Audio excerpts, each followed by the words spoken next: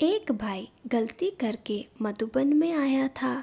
सभी सोच रहे थे कि बाबा गलती के लिए उसे ज़रूर कुछ कहेंगे। 2-4 दिन बीत गए, फिर भी बाबा ने कुछ नहीं कहा, बल्कि और ही उसे विशेष प्यार की पालना देता रहा। कई दिनों तक बाबा ने कुछ कहा ही नहीं। आखिर उसके जाने का दिन आया। सबने सोचा कि आज तो बाबा ज़रूर कहेगा, लेकिन सबने देखा कि बाबा ने उसे प्यार से विदाई दी। आखिर जब बाबा से इसका कारण पूछा तो बाबा ने कहा, देखो, बच्चा जानता है कि उसने गलती की है। बड़ी हिम्मत करके बाबा के पास आया था। यदि बाबा कुछ कहता तो बच्चा फंक हो जाता, दोबारा आने की हिम्मत नहीं करता। इसलिए बाबा ने उसे स्नेह देकर शक्ति भर दी। अब बाबा मुरली में जरा भी इशारा देगा तो बच्चा समझ जाएगा और स्नेह की शक्ति से अपने को चेंज कर लेगा। अक्सर मैंने देखा, बच्चों की गलती होने पर बाबा बच्चों की नवज़ देखकर शिक्षाएं देता था। बच्चों में सुनने की हिम्मत है तो बाबा उन्हें बुलाकर प्यार से समझाता था। अन्यथा कईयों को तो कहता था, इनको मम्मा के पास भेजो। एक भाई ने अपनी युगल की शिकायत लेकर बाबा के पास आया। युगल की कई गलतियां बाबा को एक के बाद एक सुनाता गया।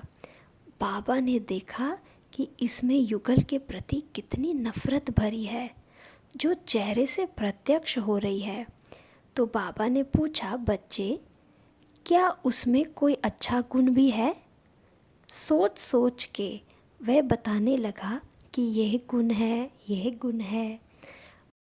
बाबा पूछता गया, और कोई अच्छा गुण है? वह सोच सोच कर बताता गया। साथ साथ उसके चेहरे पर जो नफ़रत के भाव थे वह स्नेह में बदलते गए। तब बाबा ने कहा, देखो, आज से 1-2 की विशेषताएं देखो, कमियां नहीं, क्योंकि कमियां देखने से आपसी संबंधों में तनाव आता है। इसलिए सदा गुणों को ही देखो। बाबा की ये शिक्षा उस परिवार में खुशहाली ले आई।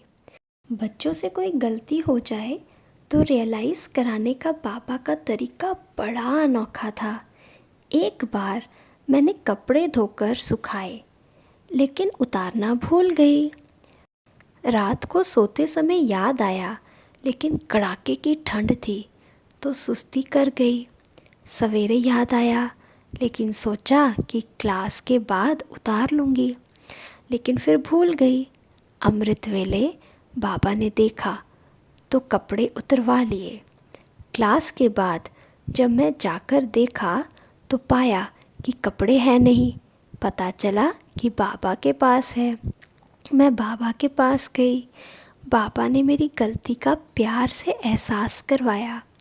कहा, देखो बच्ची, कल कपड़े उतारे नहीं, कितनी मिट्टी चढ़ी होगी। मिट्टी वाले कपड़े तुम देवता बनने वाले बच्चे कैसे पहन सकते हो? कपड़े गिर जाते तो दोबारा धोने के लिए साबुन, पानी और समय भी दोबारा खर्च होता था ना। ये बोझ तुम्हारे ऊपर ही चढ़ जाता था ना।